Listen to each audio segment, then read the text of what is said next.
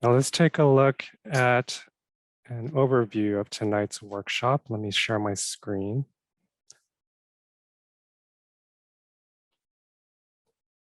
Give me 1 second.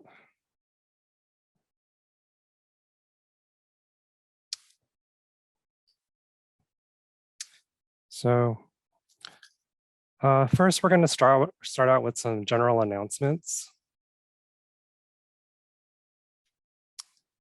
Next, I'm going to discuss our new ADU process and then the development standards that are applicable to ADUs. The last part of our workshop will be our question and answer section. And then finally, we're going to leave you with some contact information. Several city staff joining us tonight can speak Vietnamese for any questions that might come through in Vietnamese, and Fernanda is capable of speaking Spanish if needed. And then last, I will leave, again, everyone with contact information if you wish to contact us.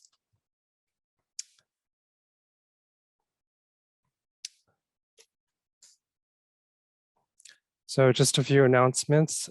This is a recorded meeting, and the video will be made available on the Planning Division website shortly after the workshop.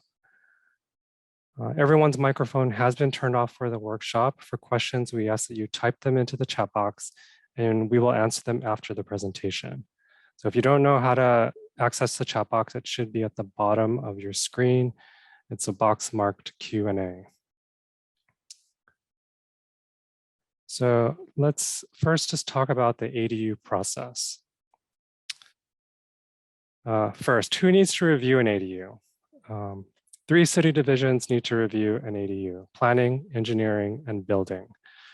So planning reviews the ADU for compliance with the city's zoning code. Engineering reviews the ADU for compliance with engineering standards. And the building division, for compliance with engineering standards and floodplain administration requirements for those properties that are located in a flood zone. And then the building division reviews for compliance with California building and residential code. I think it's important to note that we recently updated our process, especially for those design professionals that are joining us tonight that might have processed an ADU with us before. Our goal for the new process was to make it easier and quicker while still checking for everything that needs to be checked. Before we talk about the new process, I thought it might be good if I could just quickly describe our old process. In our old process, you first had to obtain a zoning clearance approval from the planning division and through the engineering division through a formal zoning clearance review process, and then submit plans to the building division in a separate formal review process that came after the zoning clearance approval. And for our new process, we combined the zoning clearance and building permit plan check review processes. We so creatively named the process the combined zoning clearance and building permit plan check review process. So let's take a look at this new process. First step is to design your ADU. Next, you want to bring your preliminary architectural plans to the planning division and engineering division for pre-screening. And once the design is finalized, then construction plans are prepared. And once the full complete application and construction plans are ready, you formally submit your plans for the combined zoning clearance and building permit plan check review process. The formal review will begin, and once the review is complete and plans are approved, you will then receive building permits for construction. So I'm going to go through each one of these steps in a little bit more detail. So step 1, designing your ADU. When you're designing an ADU, you want to consider 1, the property owner's goals. As a property owner, what do you want to achieve with this project? Do you want to maintain open space in the rear yard for your main residence? Do you want a minimum number of bedrooms? Are you building a unit for a relative, etc.? So whatever your goals are for that project. Second, you do want to consider the development standards from the zoning code. Every city does have a different zoning code, and there are differences in how cities treat certain types of ADUs, especially the ADUs that are larger than 800 square feet. Third, you do want to consider flood zone requirements. And this is only for those properties located in a flood zone. If you don't know if your property is located in a flood zone, there's a helpful handout on the Planning Division Accessory Dwelling Unit webpage that gives you instructions on how to find out if your property is in a flood zone. If your property is in a flood zone and you have questions about the applicable requirements, we do advise that you contact the Engineering Division. And again, contact information will be provided at the end. You also want to consider if there's any unpermitted construction on your property. If there's any unpermitted construction, you do want to obtain permits for those areas before or at the same time as you obtain approvals for the ADU, because that could affect the design of your ADU. If unpermitted construction is not disclosed early and it is discovered later in the process, it could affect, again, the design and timeline of your project. Fifth, you want to consider any easements on your property, and I'm going to be explaining easements in a little bit greater detail in the next section. And then grading plan requirements. It is always highly recommended you consider the grading plan requirements by the Engineering Division. A grading plan is required for any project that includes any new building area totaling 1,000 square feet or more. For the property owners, it is always highly recommended that you hire a good design professional. It is not always advisable that you hire the lowest bidder. The fees may be less, but in the end, it may cost you more money. There may be a lot more back and forth with the city, and ultimately the project may take longer. And we all know time is money. So hiring a good design professional can help you devise a design that considers everything that I just mentioned, and then do it in a timely manner. Step 2, once you have your preliminary design, you can visit the Planning Division and Engineering Divisions. Each division will screen your plans to see if you have everything we need to review your project and for general compliance with applicable codes and regulations. And just so you know, City Hall is currently open for walk-in visits Monday through Thursday, 7:30 a.m. to 5 p.m. We do recommend that you make an appointment so we can anticipate your arrival and make sure we have staff available to meet you. Appointments can be made online on the City Community Development Department webpage. On your visit, you will receive comments immediately. You will learn what is missing from your plans and/or your application, and you will learn the major areas that your project does not comply with code. You as the applicant will be required to sign an acknowledgement that you understand you cannot formally submit plans until you have all of the requirements that is discussed at your visit. And it is important to note that incomplete applications will not be accepted. If there's anything missing at all, you will be turned away and told to come back until you have everything needed. So once you have the design worked out, the design professional can then get to work preparing the full construction plans, which includes foundation plan, framing plan, mechanical, electrical, plumbing, Title 24, energy calculations, etc. And once you have those plans completed, you can bring those complete set of construction plans to the building division, who will then pre-screen and make sure you are ready to move to the next step, which is formal submittal. Once you submit for formal review, the planning division and building division will fully review the plans. The first review will take approximately 4 weeks, and the second and third reviews, if there are multiple reviews, will each take 2 weeks. Once the plans are ready to be approved, the building division will issue building permits for construction.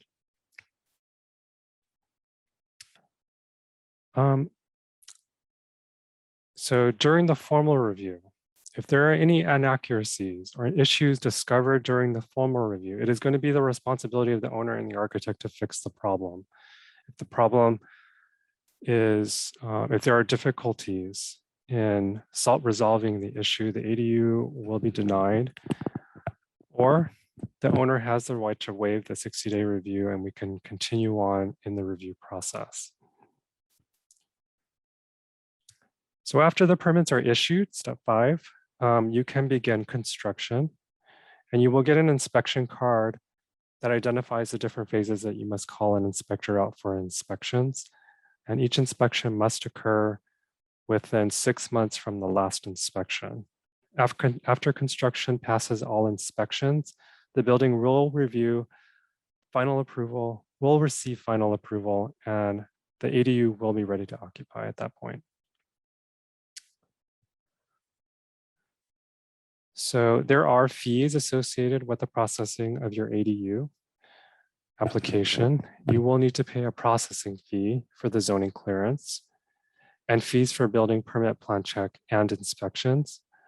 The zoning clearance fee is a flat fee, and the fees for building permit, plan check, and inspection are based upon valuation of the project.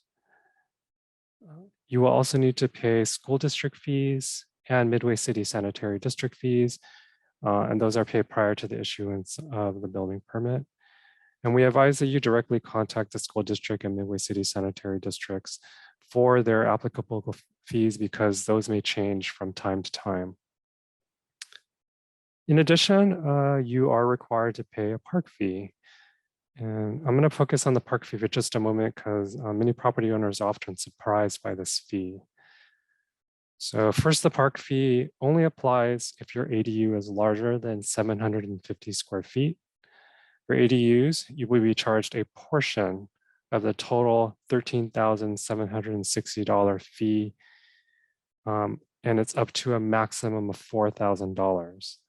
So this fee is dependent upon the ADU's relation to the size of the primary dwelling unit. So for example, if your house is 2,000 square feet and your ADU is 1,000 square feet, your ADU is half the size of the home, and therefore you're going to pay half the $13,760 fee. However, the maximum you can be charged is $4,000. So in this case, you will be charged $4,000. We always get asked this question, what can I do to expedite review? And one of the most important things you can do to expedite review is to submit an application and plans that are accurate, complete, dimensioned, drawn to scale. In addition, an application that's complete as well. And you submit all of the submittal requirements that are listed in the application packet. And more,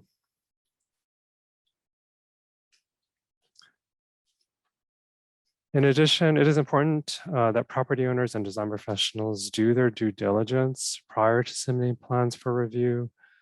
Any unpermitted construction on the property needs to be verified and identified on the plans. Locations of easements should be verified and identified in the plans, and dimensions of the property should be verified and identified on the plans. More often than not, we receive plans with inaccurate lot dimensions, plans that don't show any easements identified in the title report, or plans that don't include plans that don't even include setback dimensions or any other dimensions that are needed to quickly review a plan. The less back and forth we have on corrections, the faster a plan can be approved.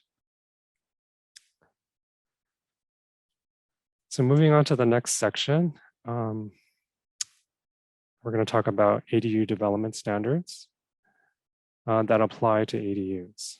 So the standards that I'm going to be discussing today are based upon the City Council Ordinance 2572, which was adopted in April of 2021. So this latest ordinance did make it easier to build an ADU and or a JDU. So which properties are eligible according to the ordinance? ADUs are only permitted in zones that allow for residential uses, and this includes R1, R2, R3, R4, and R5 zones. In addition, you must have a legal residence on the lot. In the planning division section of the city website, we do have an interactive map that you can use to check your zoning. You can simply enter your address and it will show you the zoning. And before we go on, I wanted to take a moment to explain the different types of ADUs. An ADU can take one of three forms. It can be converted from existing interior space of a dwelling unit. It can be a brand new ADU attached to an existing main unit, or it can be a brand new ADU that is detached from the main unit.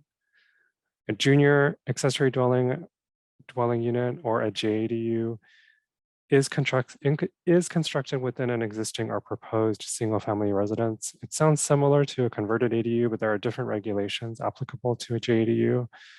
A JDU is typically smaller than an ADU and it can have direct access to the main dwelling.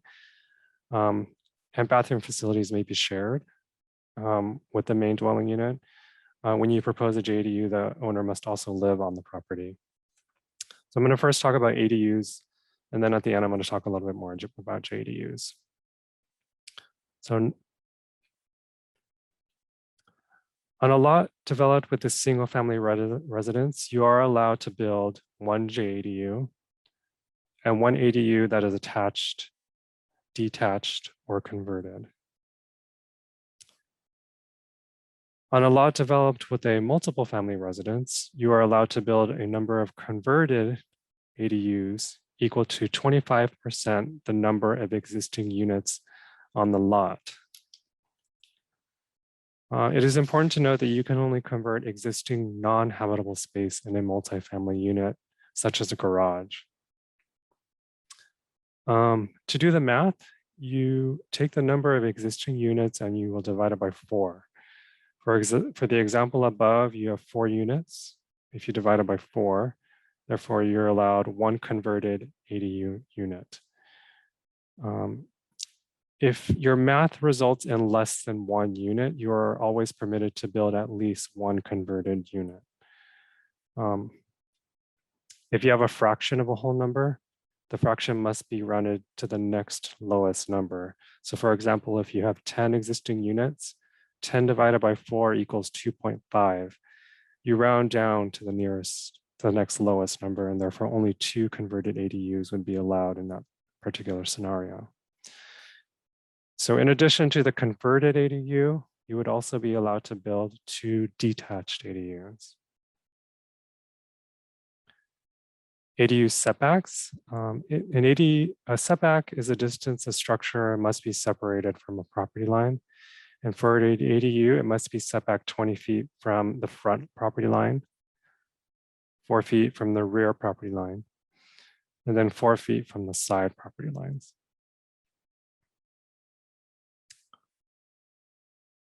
For a detached ADU, the distance required between the ADU and other structures depends upon the zone.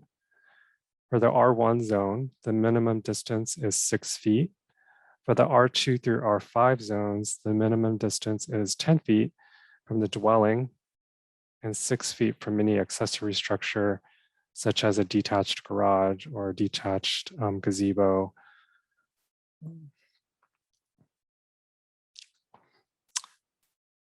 Lot coverage.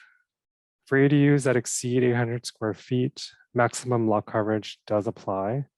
Maximum lot coverage depends upon the zone. For the R1 through R3 zones, the maximum lot coverage is 40%.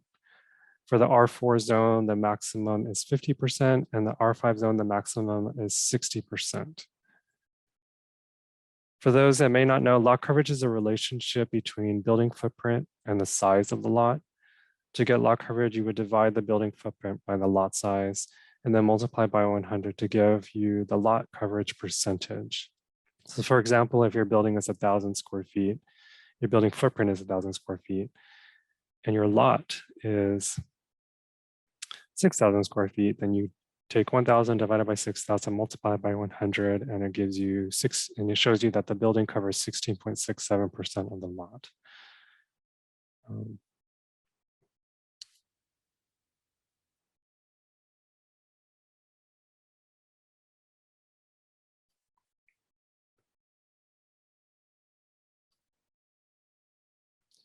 ADU parking. 1 parking space is required for an ADU. However, there are so many exceptions that most of the time no parking is required for an ADU. And here are some exceptions. When an ADU has no bedrooms, if your ADU is within 1/2 mile of public transit, or if the ADU is part of a proposed or existing residence or accessory structure. If you remove existing parking to accommodate a proposed ADU, the parking does not need to be replaced. So, okay, so let's talk about easements for a second. For those that may not know, an easement gives a person or entity the right to use someone else's property for a specific purpose. The most common type of easement on a residential property is a utility easement. Your property might have a utility pole in the rear yard or an underground pipe, and there may have been an easement that was granted to a utility company so that they can access the pole or pipe for maintenance. And easements can be granted for a whole variety of reasons. So you can find out if you have easements on your property from your title report. So it really is important for you to pull your title report and take a look in the exception sections of your title report to see what easements are on your property. And we do ask in our submittal requirements that you submit a full title report along with details of each one of those easements so we can verify where those easements are on your property. In addition, the architect must show the easements on the plan. It is important to know if there are easements on your property if you propose an ADU, because no part of a structure may encroach into the easement, and that includes roof eaves. And roof eaves are the part of your roof that overhang the building wall. So it is extremely common for us to receive plans that do not identify the location of easements on the property, and therefore it is important to check the title report again for easements when designing your ADU and preparing plans. So ADU maximum size. For a converted ADU, there is no maximum size. Size is limited by the size of the existing house or the existing accessory structure. For an attached ADU, the maximum permitted size is 1,200 square feet or 50% the size of the dwelling, whichever is greater. And then for a detached ADU, the maximum size is 1,200 square feet. ADU maximum height, the maximum permitted height for an ADU is 16 feet and 1 story. The design of an ADU, it must be similar to and compatible with the primary dwelling. These features do include, but are not limited to, roofing material, roof design, roof pitch, exterior building finishes and materials, and colors between the home and the ADU. Open space. There are no open space requirements that are directly applicable to an ADU. However, there are cases where the open space for the main units on the property must be maintained. In the R1 through R4 zones, open space must be maintained if the following conditions exist. If the primary dwelling has a rear yard setback less than 20 feet, and the proposed ADU is greater than 800 square feet. If these conditions exist, then you must maintain 1,000 square feet of open space in the rear yard with the minimum dimension of, 10 feet.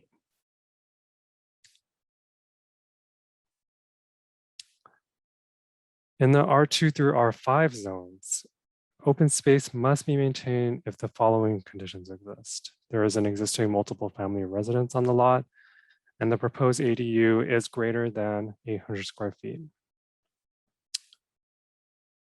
The open space must comply with the requirements of the underlying zones. In the R2 zone, our 500 square feet of open space must be maintained per unit. In the R3 zone, 350 square feet must be maintained per unit. And in the R4 and R5 zones, 250 square feet of open space must be maintained per unit. Raised landings. This is a newer addition to the zoning code based upon the City Council ordinance that was adopted in April. The zoning code does now have specific provisions for raised landings connected to an ADU. The landing must only lead into an exterior entryway. In addition, the maximum length is 50 inches, and it cannot be more than 6 inches wider than an adjoining doorway. So for the design professionals listening today, please provide those dimensions of raised landings on your plans so we can quickly review that when you visit us. Porches and patio covers. Porches and patio covers that are attached to a detached ADU are considered a detached accessory structure. They are considered a detached accessory structure because they are not attached to the main dwelling unit on the lot. And therefore, they are subject to the provisions of a detached accessory structure in the zoning code. I'm not going to go over all of the provisions that are applicable to a detached accessory structure. However, I'm going to point out some of the more important ones. The maximum cumulative area of detached accessory structures permitted on a residential property is 200 square feet. So for instance, if you have an existing detached gazebo in your backyard that's 100 square feet, and you're proposing a patio that's attached to your detached ADU, then the maximum size of that patio can be 100 square feet. And also the setbacks for a detached accessory structure are different for corner lots. A detached accessory structure must be set back 10 feet from a street side lot line on corner lots. So last, I wanted to briefly touch on the standards applicable to a JADU. A JADU cannot be larger than 500 square feet. In addition, the JDU must be located entirely within a single family residence or an attached garage. JDUs are not permitted on property developed with multifamily residential. The property owner must live on the property, and a deed restriction is required that states specifically that the owner must live on the premises, and short-term rental would not be permitted. And this concludes the presentation. We can now open it up to questions. Okay, so I will go ahead and read the questions that came in through our chat and in the order that they came in. So our first question is, does the city have already approved stock plans that we can purchase and use? Currently, we do not. However, we are in the process of creating some pre-approved plans. Okay, and the next question is, can we convert a garage? Oh, hold on, let me, can we convert a garage into an ADU or living area? Yes, you can convert a garage into an ADU. You know, for single family, you can convert an attached garage or a detached garage into an ADU. You're only allowed one ADU on the lot. Multifamily, you're allowed to convert. You have an existing multifamily structure, you're allowed to convert the garages as well. And it's, you know, it's the minimum of one and then up to 25% of the number of units on the lot. And then also, how is parking? So next question is, how is parking looked at or designated with additional ADU? I'm guessing this question is asking what are the parking requirements for ADUs? And so the so for ADUs, you basically are required to provide one parking space. And they could be, you know, if they're open spaces, you can actually provide it on your driveway. And also, so there are a number of exceptions, right? So here it goes. So there are a number of exceptions as mentioned before, right? If you're converting space, existing space, right? It doesn't require parking, additional parking. If you're within a half a mile of public transit, you're not required to have it provide any parking. You know, if you have an ADU that's just a studio and no bedrooms, you're not required to provide any parking. So there are a number of exceptions. Let's see. The next question is, do applicants still need to submit a title report to show easements? Yes, we are asking for title reports at this time to show easements. They're usually pretty thorough and inaccurate. It will list out all the easements. This person's also asking if there is a GIS mapping service that the city will accept to show public utility easements.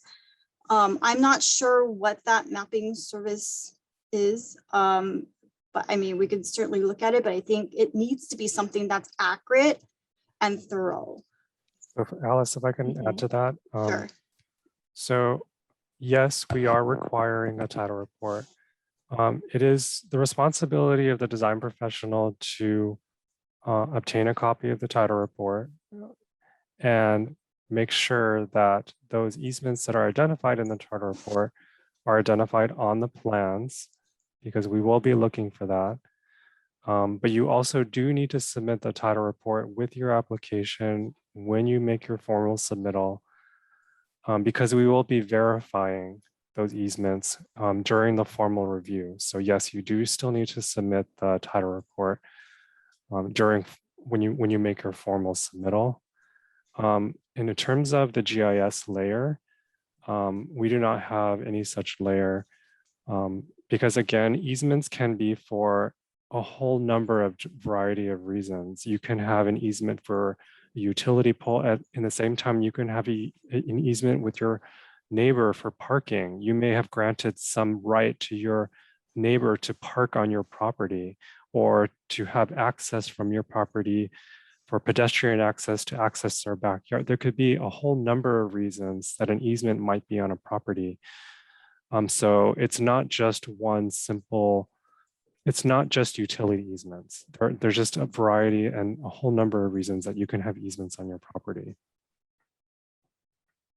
Okay, thank you, Chris. Okay, so the next question, if we have already built a 1,000 square foot detached, I'm assuming ADU, can we still apply for a garage converted JADU? So if you have 1,000 square foot detached ADU, yes, you can do a garage conversion for a JDU. That would have to be from your attached garage, okay? Because JDUs are not created out from any detached accessory structures. It's from your attached accessory attached garages, because it's considered as part of your house. So yes, and so you're allowed to have one ADU on site and one JADU. So yes, you can. So that was a recent change in the new April 2021 ordinance that the city council adopted in April. So prior to that, JDUs were not permitted in the garage, but now they are. Yeah, okay, so next one. On an irregular shaped parcel where the rear is angled, how and where do we base the rear setback measurement from? So the setback is going to be measured, of course, from the rear lot line, right? If you're talking about the rear setback. So along the entire length of the rear lot line is where you're going to measure the rear setback to the buildings or your required rear setback area. You know, I know in irregular shaped parcels, it might be a little bit tricky to kind of define the property lines, but basically the rear lot line is defined as the lot line that is most parallel to the front lot line. And so it's perpendicular to the side lot lines. And so I think in a situation like this, if you ever come across a property like this, it's good to go ahead and contact us and we'll take a look at your lot and we'll work with you on that one. Yeah, I do definitely want to echo what Alice just said. If you ever have an irregular or unique lot, come and talk to us, because I think one of the things we do encounter a lot is a building that's oriented towards one street, but the front lot line is considered the opposite street for a corner lot. And there's just a lot of different unique situations for irregular and unique lots. So we definitely advise that you come talk to us and kind of figure out where your front, your rear, and how we're going to measure setbacks for those unique situations. Thank you, Chris. Okay, so the next question, I'm not sure exactly what it says. Owner occupied detached ADUs. I'm not sure exactly what it's asking, but I think for asking whether there's owner occupancy that's required, no. So for ADUs, the owner is not required to reside on the property. However, for JDUs, it is. So hope that answers that question. So the next question is, can an ADU be attached to an existing detached car garage? If yes, will the ADU be called detached or attached? If it is called attached, the 50% of the existing main house rule applies. Can ADU be attached to an existing detached car garage? In that Yes. scenario, it would be considered a detached accessory dwelling unit. And it would be subject to the maximum 1,200 square feet. Yes. Okay, I think that answers that. Thank you, Chris. Okay, next one is the grading plan required if the ADU is more than 1,000 square feet? I can go ahead and have Harry. Do you want to answer that? Yeah. Yes, grading plan is required if the ADU is more than 1,000 square feet. Okay, so the next question. Can I submit my plans online by a PDF? So do you want to answer? Go ahead, Chris. Yeah. We can pre-screen your plans electronically via email. That is possible. At the moment, we do not have an online submittal system for the formal review process. That is coming in the future because we are in the process of obtaining the software Bluebeam, which is a plan review software. So at the moment, the answer is no, but in the pretty near future, and I don't have a timeline for you, we will be going to online submittals at some point. So stay tuned. Okay.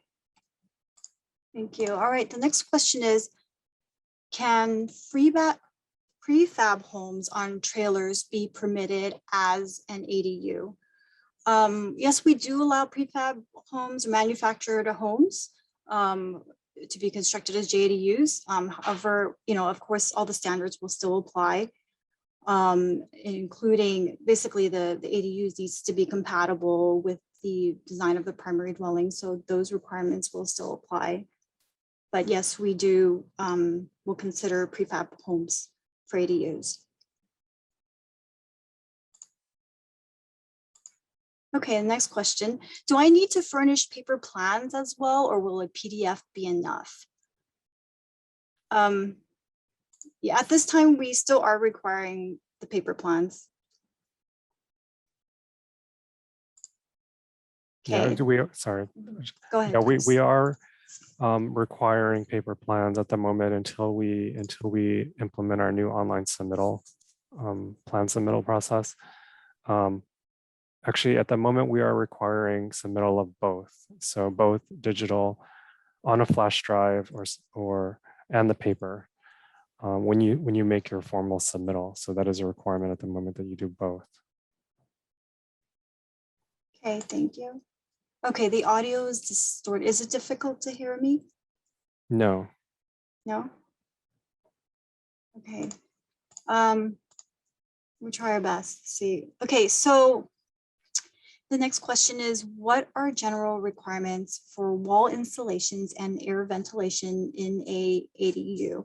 Or I'm going to go ahead and direct that question to Justin Nguyen, our building official. For the ADU, we consider the insulation for roof, for wall. That will follow with the computer method, they call performance method for Title 24 energy calculation.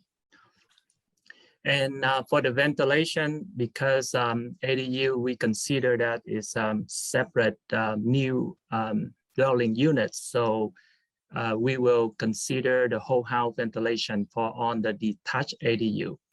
But if the ADU is conversion from the garage, usually it's about 400 square feet, or some detached ADU, I mean, attached ADU small enough, less than 1,000 square feet, then we don't require the whole house ventilation. Okay, thank you, Justin. Sure. Okay, so the next question for a JDU. Can we build a new 500 square foot JDU attached to the house, or it has to be converted from the existing house? So currently, so JDUs are defined as basically, it's part of the primary dwelling. So it needs to be created from within the primary dwelling, and so therefore all the standards of the single family home will apply.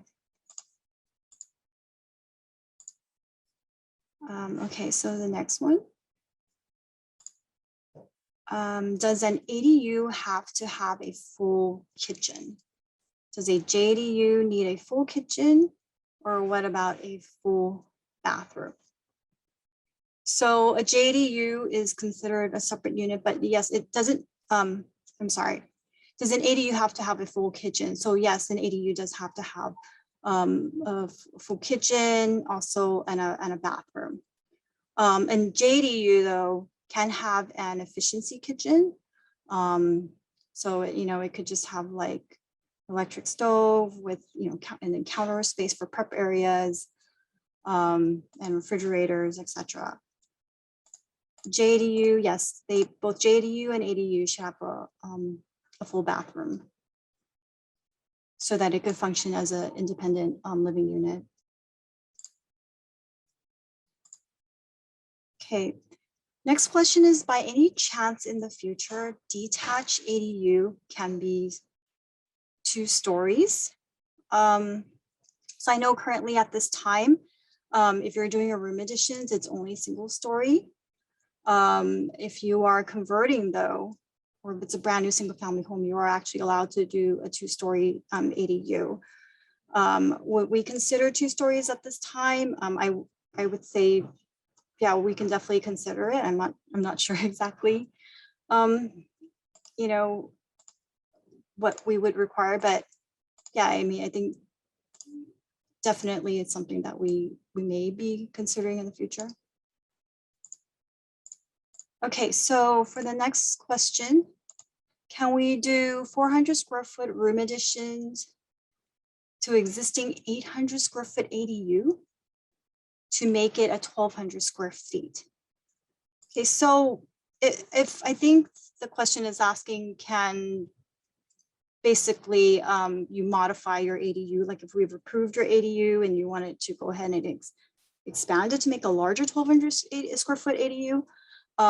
Yes, because the current code requirement is that you are allowed to have a 1,200 square foot ADU. So yeah, but in a situation like that, though, we may have to go through the process again for reviewing, and yeah, we might have to go through the plan review process again.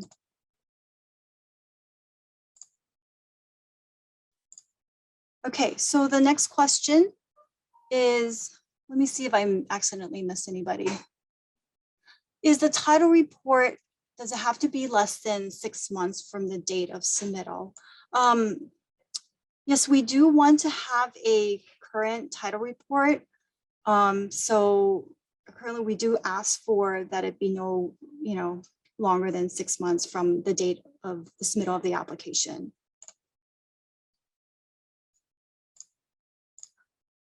Okay, next question. On a corner lot, can the front entry of a detached ADU face the side street? Any screening requirement? What about the setbacks? We currently do not have any restrictions on basically where the door of the ADU faces. We certainly have, yeah, we do allow it if it does face the street. What about the setback requirement? The setback for a detached ADU is actually 4 feet. Okay, so let me see, I'm sorry. There's a lot of questions coming in. Okay, so for the next question, for a JDU, can we build new 500 square feet JDU attached to the house? Oh, okay, I'm sorry, that's already been responded to.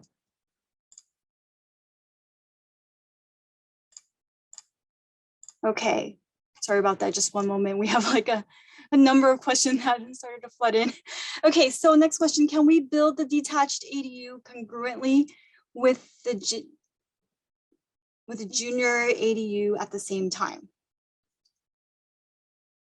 Yes, you can build a detached ADU along with a junior ADU, but in this question, the person is asking whether the junior ADU could be detached, and the answer to that is no. The JDU is always considered as part of the primary dwelling, so it has to be within your considered part of your main house.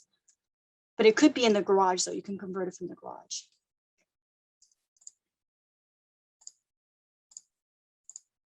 Would county property tax be adjusted to include the assessment of the ADU unit? I would say you would need to probably contact the Orange County tax assessors for any information with regards to how they're going to assess the unit.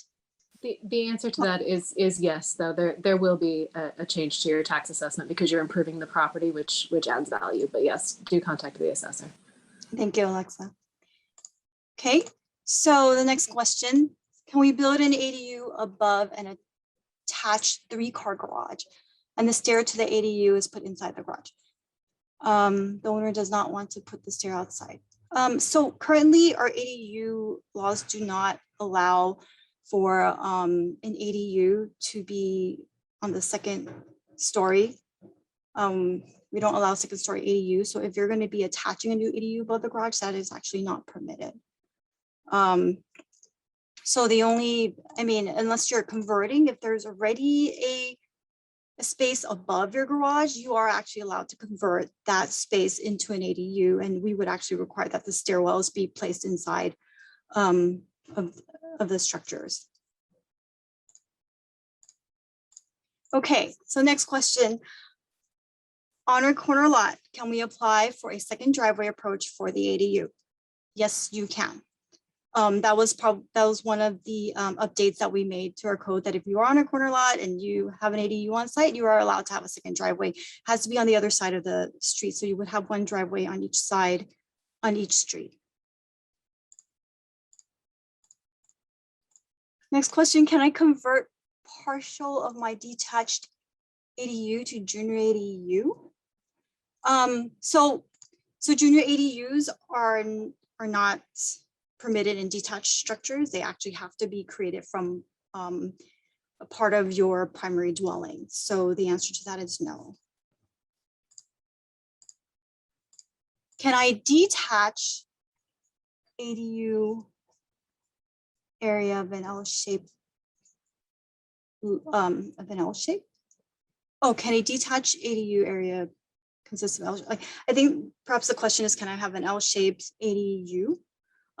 Yes, you can. I mean, of course, as long as you meet all the development standards and the setback requirements, and the design of the ADU is going to be consistent and compatible with the main house. Wow, there's a lot of questions.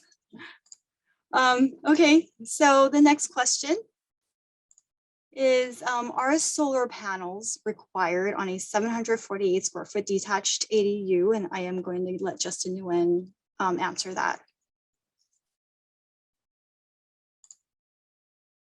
Oh, Justin, you there? I think you're on mute.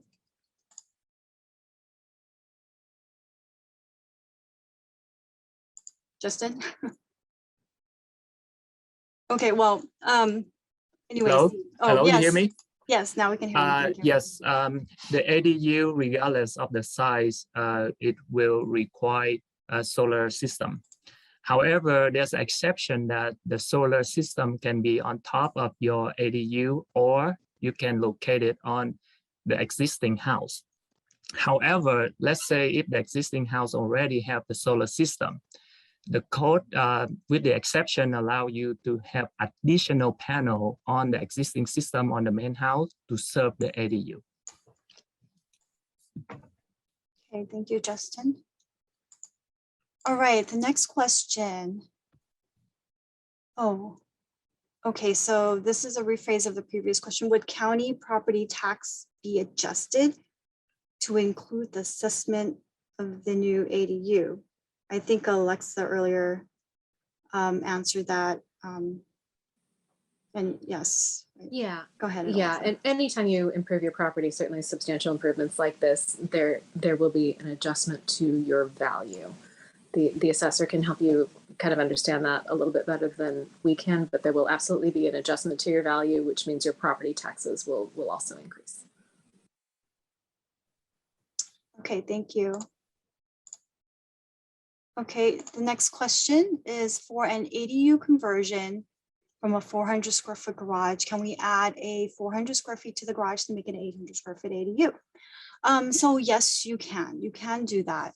However, when you do that, it's not going to be considered a garage, a converted ADU. It's going to be like an attached ADU. So it would have to follow with all the standards of an attached ADU.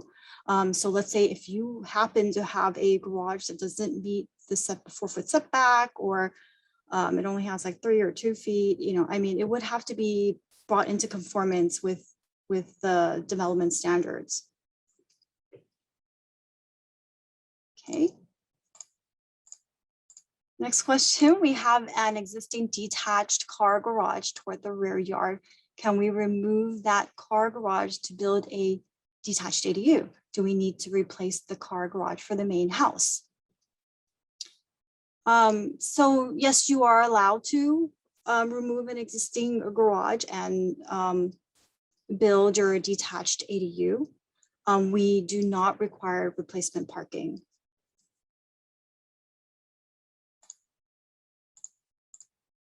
Okay, the next question is, can the JDU convert from a garage, has a door to share the bathroom inside the existing dwelling?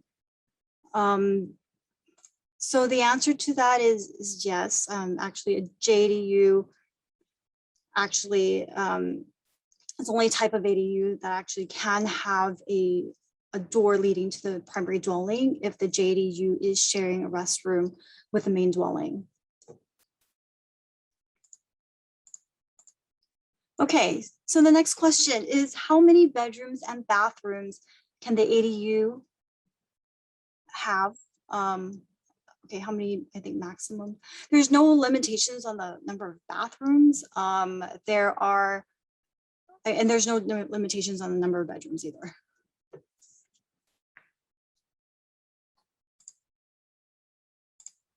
Okay, next question. What are the general permit fees required?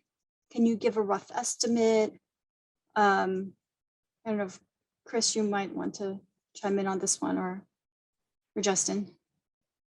For the planning fees, you will pay for the zoning clearance. The new zoning clearance fee, I don't know if Steve or Alexa, you know that offhand, because that was adopted, that was updated at the last council meeting, and it was actually lowered. Steve and Alexa, do you have that new fee? Chris, I don't have it off the top of my head. Steve, if you do, it'll be roughly $1,300, but I don't have it exact in front of me right now. Yeah, and the only thing I would add to that is that those new fees go into in effect in late October, 60 days from the time that the council approved the fees, which was last week on the 25th of August. Okay, so in addition to the zoning clearance fee, which will be lowered in the next few months, if you want to know the current fee, it's $1,880. So that is the current fee. In addition to that, you will be paying building permit and inspection fees. And Justin, if you want to elaborate on that, again, those are based upon the valuation of the project. So you will need to give the building division an estimate of how much the project will cost. And then, yeah, they can give you an estimate. Justin, do you have maybe an idea or some additional information you might be able to elaborate on?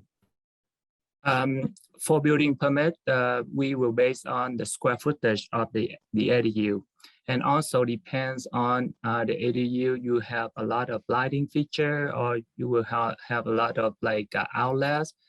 We will add some electrical fee into that permit, and also at the beginning, when you submit plans to a building division, we will collect about 50% of the fee. That is for the plan check fee. Another 50% we will wait until the end when you pull the building permit, and that will be for the inspection fee. Okay, thank you. So next question is, has the city have any preliminary discussion regarding the recently passed legislature SB9? We certainly are aware of it, and we certainly are looking into that. Okay, so the next question. Do I need a lot survey to establish setback locations? I don't believe we actually require surveys, but I would think that you would want to have your architects or engineers draw plans that are as accurate as possible. So that responsibility is on the property owner and the designers to make sure that the plans are accurate and the site's accurate.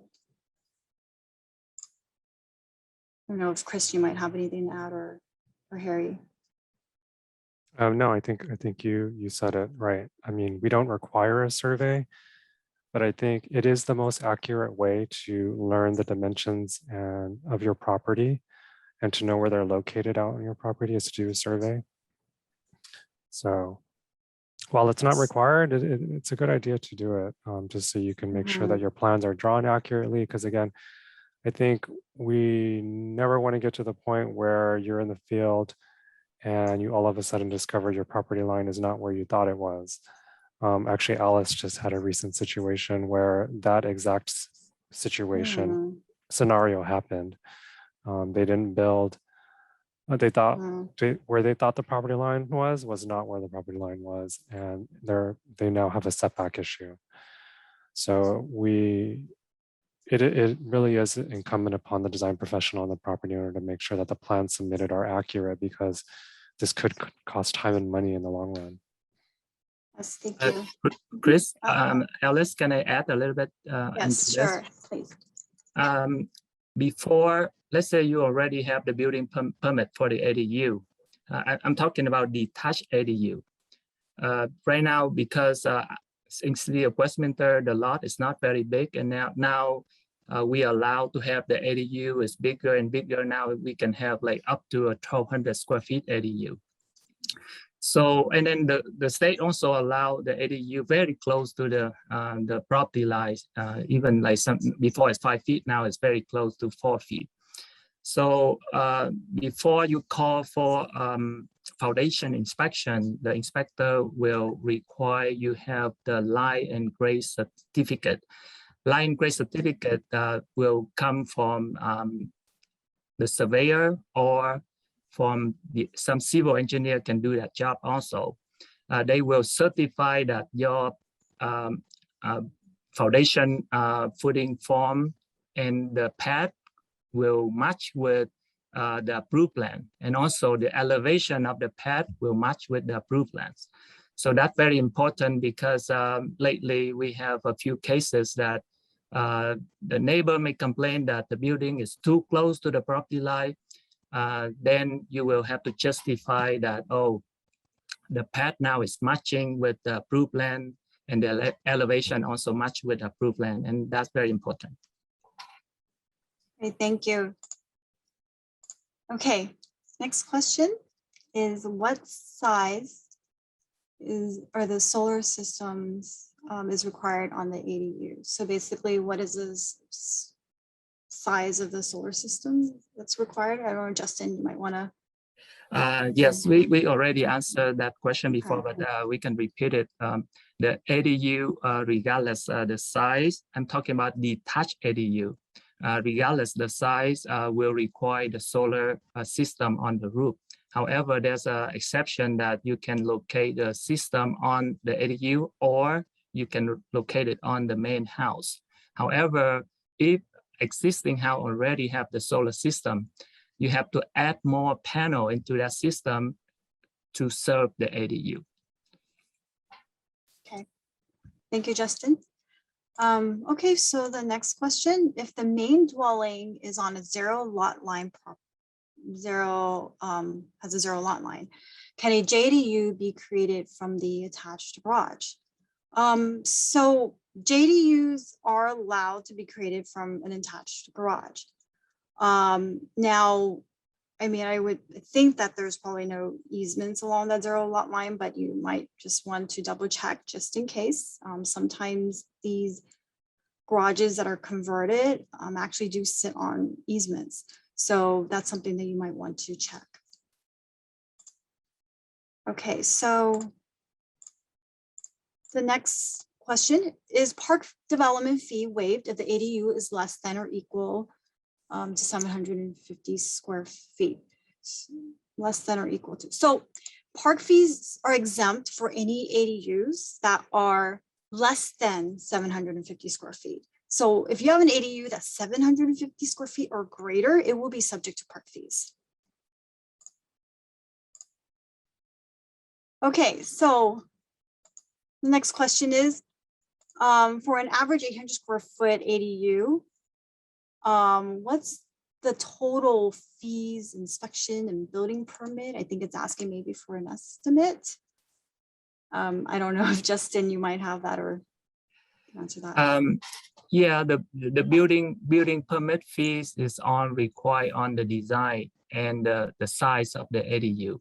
Some ADU will be very simple. They have less electrical lighting, or they don't have like too much of the plumbing feature like restroom or some kitchen feature. Then it's around like 3,000 square feet for the 800 square feet ADU, but it's on an estimate.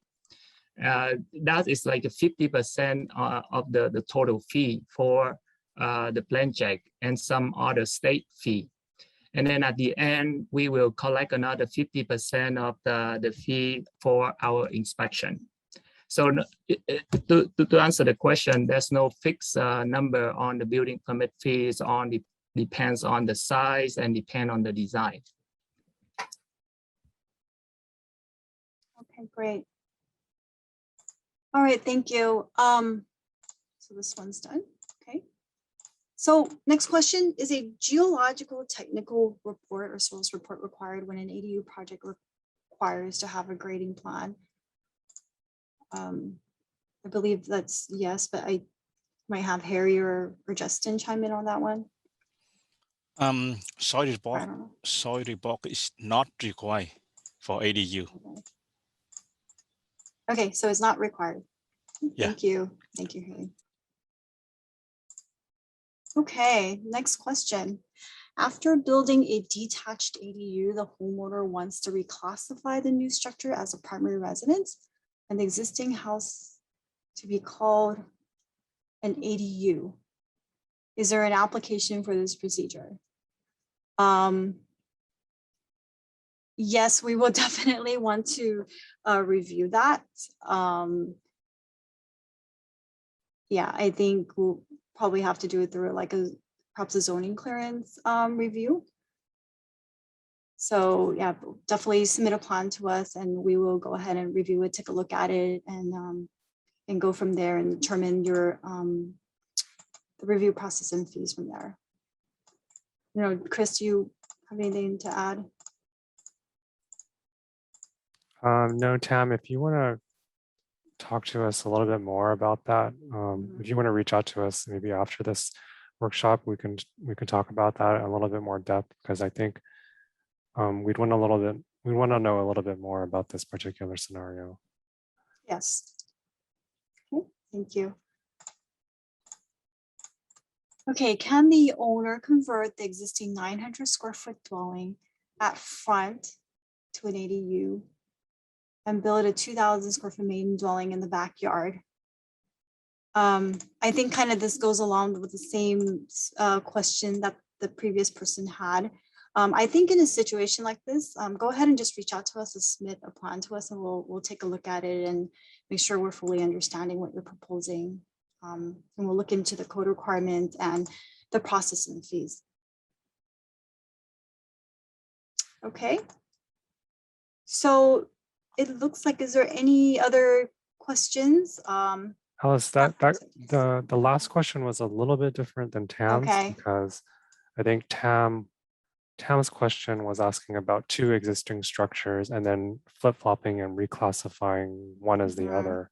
This one is just saying, can they convert the existing dwelling to an ADU and then build a brand new home in the back? And the answer is yes.